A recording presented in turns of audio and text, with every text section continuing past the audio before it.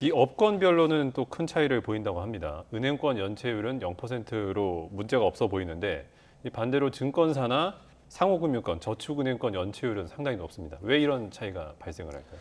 저희가 생각하기에 좀 안전한 부동산이 있고 조금 덜 안전한 부동산이 있죠. 순서대로 세워보면 안전한 부동산은 상대적으로 아파트 같은 주거용은 좀 안전한 부동산이다. 안전하다는 게 어떤 의미냐 하면 지어놓고 나면 분양이 잘 되어서 최종적으로 이 PF가 완료 단계까지 갈 수 있을 것 같다라는 것들이 있고요. 조금 덜 안전한 것들은 이런 리스크가 좀 더 큰 것들이 있죠. 이것들은 상업용 부동산이라던가 아까 말씀드린 대로 물류센터 이런 것들이 있습니다. 그리고 지역적으로 보면 서울이 수도권이 조금 더 안전하다고 저희가 생각하고 분양이 잘 되고 지방이 조금 덜 안전하다고 생각되죠. 그러면 증권사들이나 여전사, 보험 이런 쪽에서 들어가 있는 것들이 상대적으로 덜 안전한 이런 부동산 PF이기 때문에 그럴 가능성이 굉장히 큽니다. 실제로 데이터를 보아도 이 여전사나 증권사 이런 데가 들어가 있는 것들은 상업용이 주거용보다 좀 더 많고요. 주거용 중에서도 아파트보다는 아파트가 아닌 쪽의 비중이 좀 더 큽니다. 그래서 이런 쪽으로 조금 아무래도 부동산 시장에 직격탄을 맞을 수 있는 조금 더 취약한 부분에 지금 들어가 있는 것들이 결국 연체율 상승으로 이어지고 있는 것으로 보입니다.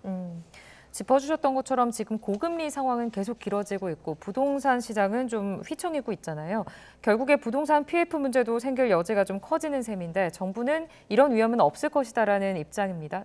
교수님은 좀 어떻게 보세요? 저는 이거 내년까지는 조금 위험 요소로 남아 있을 것 같아요. 이유 중에 하나는 부동산 기업 중에 한계 기업의 비중이 조금 딴 업권보다 높습니다. 한 28% 작년 저번 분기 기준으로 그렇고요.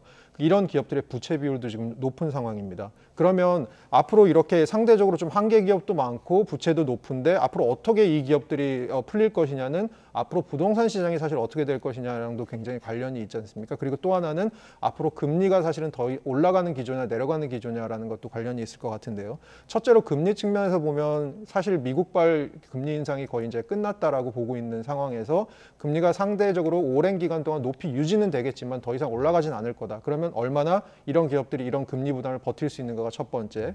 두 번째는 향후에 부동산 시장이 어떤 식으로 풀려나갈지 이것이 두 번째일 것 같습니다. 그런 측면에서는 사실 저희가 예측할 수 있는 위기는 위기가 아니라고 얘기하지 않습니까? 그런 측면에서는 내년까지는 좀 이것들이 어떻게 풀려나갈지 좀 뇌관으로 남아 있을 것 같습니다.